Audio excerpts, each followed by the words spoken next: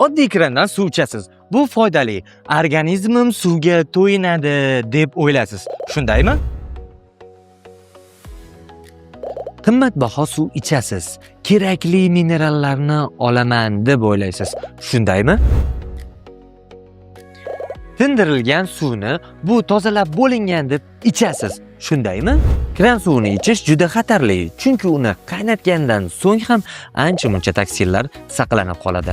Qimmatbaho mineral suvlar esa foydali, ammo uni ko'p iste'mol qilish buyrakda tosh yig'ilishiga yoki organizmdagi ma'lum bir minerallarni ko'payib ketishiga sabab bo'ladi. Tindirib qo'yilgan suv esa qaynatilgan bo'lsa, o'ziga foydani yo'qotib bo'lgan. Qaynatilmagan bo'lsa, mutlaq toza hisoblanmaydi. O'sha zarari saqlab qolaveradi. Siz uchun ajoyib yechimni beraman. Ha, bu ochiqdan ochiq reklama, ammo sizning sog'ligingiz uchun foydali. Himmel bu ancha yillik tajriba va ko'plab testlar natijasida kashf qilingan minerallangan va 11 marotaba filtrlangan ichimlik suvi. Himmel bilan sizni qiziqtira olgan bo'lsam, bizning sahifamizga obuna bo'ling. Shunda tanlovingiz Himmel bo'lib qoladi.